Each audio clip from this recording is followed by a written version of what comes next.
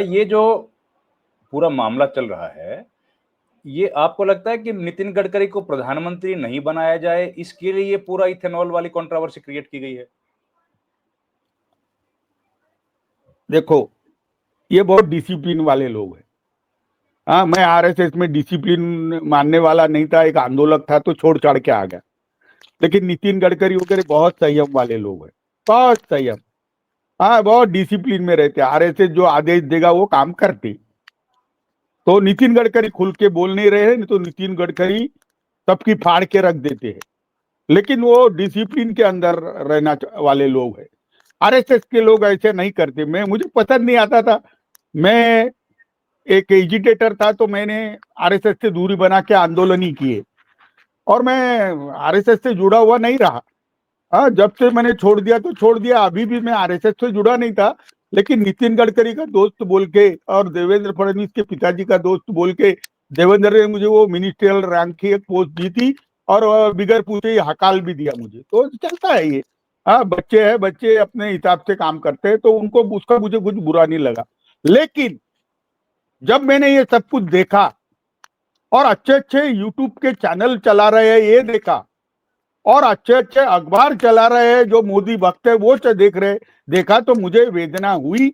इसलिए मैंने ये सब कुछ लिखा। मेरे लिखने को भी वो छापने को नहीं दे रहे। परसों के दिन मैंने मराठी में लिखा तो लोक सत्ता ने छाप दिया था, और अभी ढेर सारे पेपरों ने आज छापा। तो कि भाई नितिन गडकरी को 2012 की साजिश, तेरी की साजिश कर कर बदनाम किया जा रहा है। और मेरे पास सबूत है। ये इन्फ्लुएंसर को जो पैसे पुरा रहे वो सबूत है। ये जो खबर है जिसकी स्क्रिप्ट हर जगह सरीकी है, हर जगह। कैसा है, बिकवाली का माल जो रहता है, वो एड जो रहती है, वो एड का एडिटिंग पैसे देने वाला करता है। पर दादा ये स्क्रिप्ट आई कहां से है? कौन है इसके पीछे? आईटी सेल, मोदी का आईटी सेल, गोदी मीडिया के एक्सपर्ट जो रिसर्च रिपोर्ट लगाते हैं ना कि मोदी के पीछे देश के 98% लोग हैं। हाँ, वो लोग जो सबसे बेस्ट दुनिया का नेता है, भारत सुपर पावर है। हाँ, जो भारत के सामने ट्रम्प पहले सोते थे, अभी पुतिन और वो चाइना के प्रेसिडेंट सो रहे हैं। ऐसी ये खबरें बनते हैं। एक तो सारी राजनीति बकवास हो गई। ये सब समुंदर में फेंकने के लायक लोग रह गए। चारित्र नाम का चीज नहीं है। अगर है तो बताइए ना। आपने नियम बनाया, आपने आपने मेरी बहन महाजन मैडम को घर बिठा दिया, 75 साल के हो गए, बैठ जाओ। डॉक्टर मुरली मनोहर जोशी शेरी के आदमी को, और सबसे बड़ा हमारा दुखी प्राणी, जिन्ना का दोस्त, जिन्ना जिसका गुरु है, वो लाल कृष्ण आडवाणी को कितना जलील कर रहे, कितना जलील कर रहे। इतने रोते हैं वो, इतने रोते हैं अभी कि उनको खाना नहीं पचता। एक बार नितिन गडकरी मिलने गए तो नितिन गडकरी के पैर छू के बोलने लगे कि मेरे से गलती हुई, 2012 में मैंने किया, गलती हुई, मैं गलत लोगों की बातों में आ गया और आप पे मैंने अन्याय किया।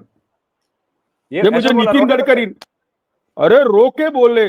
लाल कृष्ण आडवाणी जी ने नितिन गडकरी से माफी मांगी, ये मुझे नितिन गडकरी ने बताया है। माफी मांगी कि हमने मोदी जी को गलत बना दिया?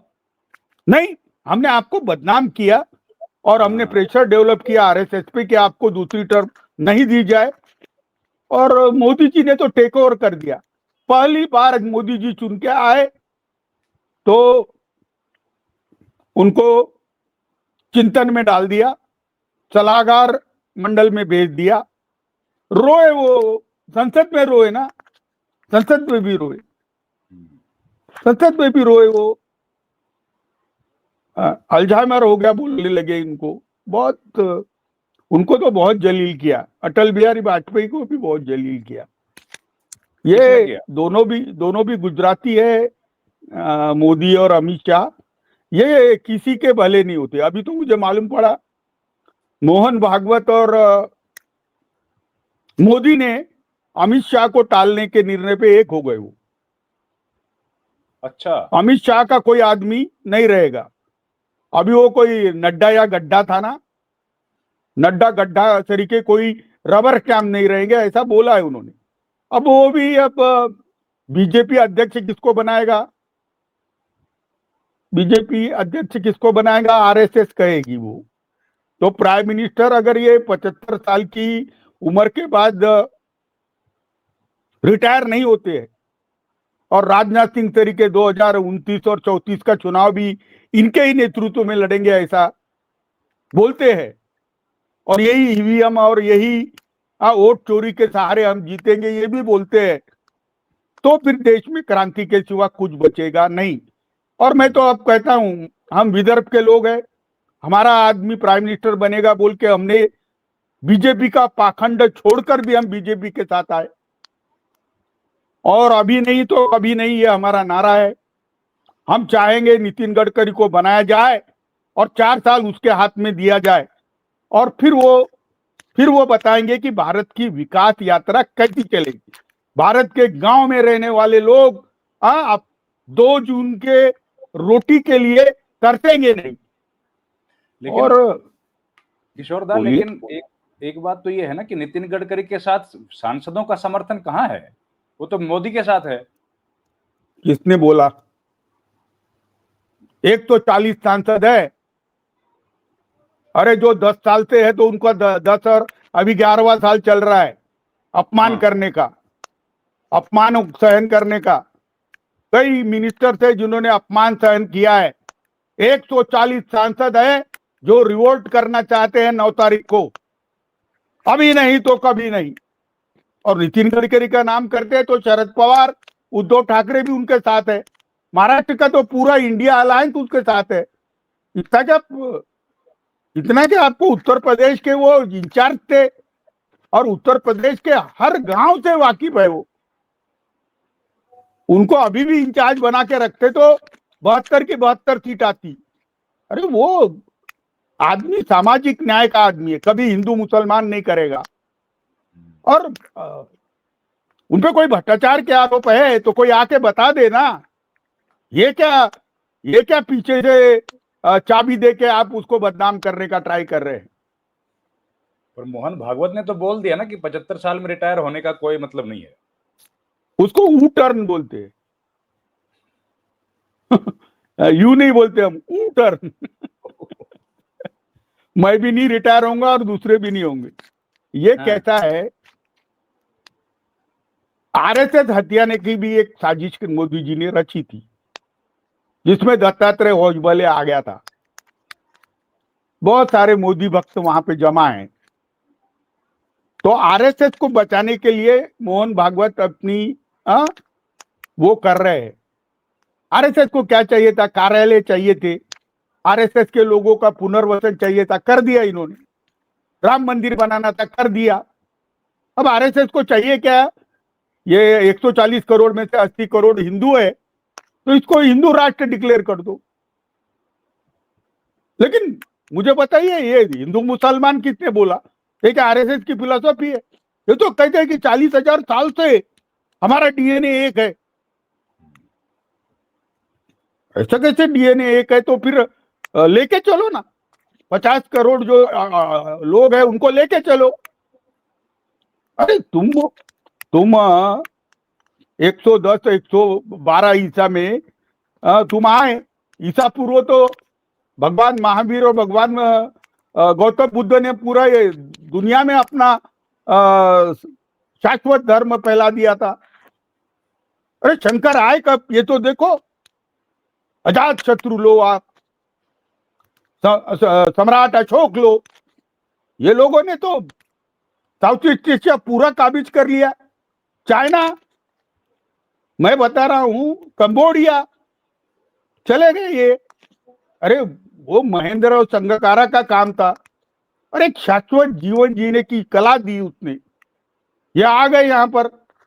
अरे रामानुजन ने जो शून्यवाद दिया वही आदि शंकराचार्य ने लिया ना। अद्वैत सिद्धांत तो होता क्या है?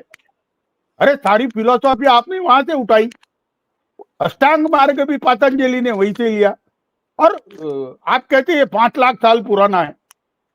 अरे भैया 2,500 साल पहले की तो आपके पास कुछ नहीं है। राम मंदिर खोदने गए तो बड़े बड़े सूप निकल के आ गए, हाँ, बड़े बड़े स्तंभ निकल के आ गए। केदारनाथ और बद्रीनाथ के वो सोने के निकालो चद्दर, तो पूरा पूरा पाली में पूरा लिखा हुआ है। अरे काम किया जिन्होंने, उनका काम तो एक्नॉलेज करो। अरे उपनिषद देखो आप, वो उपनिषद देखो जहां सर्वे भवन्तु सुखी लिखा हुआ है। ये कौन लोग है ये? किशोरदा, आप ये जो बात कह रहे हैं 140 सांसद तैयार खड़े हैं, तो पीछे खबर भी आई थी कि अंबानी के साथ कुछ शायद 140 सांसदों का समर्थन है। ये कहानी में कितनी सच्चाई है? क्योंकि अभी तक कोई कंफर्म तो हो नहीं पा रहा, आप ही कंफर्म कर सकते हैं। नहीं, अंबानी को भी ब्लैकमेल किया जा रहा है, अंबानी को भी मजबूर किया जा रहा है कि भाई आप डोनाल्ड ट्रंप से हमारे पूछे बिगर मिलना नहीं, आपके भी पीछे हम लगाएंगे, क्योंकि रशिया से ये ईंधन लेने का सबसे बड़ा लाभार्थी तो वही है ना, सबसे बड़ा लाभार्थी वो है। लेकिन बीजेपी के सारे सांसद जो अपना विवेक बेच के बैठे हैं, वो अडानी अंबानी के लाभार्थी है। जो भी कोयले का धंधे में इन्वॉल्व है या पावर में इन्वॉल्व है, हाँ, बिजली बनाने वाले इसमें डिपार्टमेंट में है। जैसे देवेंद्र फडणवीस, इसने जो अपने फिलांटू रखे तो उनको बंबई में पूरे फ्लैट मिल गए हैं, पूरे आरएसएस के प्रचारों को बड़े बड़े फ्लैट दिए गए हैं। हाँ, और उनके सबके वीडियो भी तैयार है ना, सबके वीडियो तैयार है। तो बीजेपी में ये जो 2 लोग हैं, ये लोग आपका चारित्र हनन किस भी स्तर पे कर सकते हैं। और 20 साल के वनवास से, जो महाभारत और रामायण के भी इसमें नहीं था, उससे बड़ा वनवास तो बेचारा वो संजय जोशी झेल रहा है। संजय जोशी झेल रहा है, वो कितना प्रामाणिक आदमी है, कितना संयम है उसमें। मेरे शरीर के आदमी को ऐसा कुछ करते तो मैं तो कपड़े फाड़ता दर रोज सवेरे उठ के, मैं सुब्रमण्यम स्वामी बन जाता। तो मैं क्लियर कर रहा हूं, संजय जोशी ने भी खुल के आना चाहिए, उसके पास भी बहुत वीडियो है। संजय जोशी के पास बहुत वीडियो है। अरे भैया, तो उनके वीडियो बनाओगे तो तुम्हारे भी वीडियो बनाने वाले हैं, और तुम्हारे तो चर्चित किस्से भी है ना, तुम्हारे तो बहुत चर्चित किस्से है। मैं जवाबदारी से बोल रहा हूँ, जवाबदारी से बोल रहा हूँ। अरे भैया, गुजरात में भी थे और दिल्ली में भी थे। दिल्ली में रह के तुमको किससे मालूम नहीं है? अरे मैं किसी के पब्लिक जीवन में किसी महिला का नाम कैसे लूं? मुझे क्या अधिकार है, नैतिक अधिकार है कि मैं मेरे को कोई नैतिक अधिकार नहीं है। लेकिन किससे तो है, किससे तो है भाई। किससे क्या है? इश्क के और किसके? किशोर दा कैसी बातें कर रहे हैं? अरे दिल है कि मानता नहीं। अब आप ब्रह्मचर्य क्यों कंपलसरी करा है आरएसएस ने, मुझे मालूम नहीं, लेकिन आरएसएस के प्रचारकों से ब्रह्मचर्य की कंडीशन हटा देनी चाहिए और भगवान गौतम बुद्ध का मध्यम मार्ग सब में अपनाना चाहिए, ये मैं बोलता हूँ। क्योंकि चारित्र्य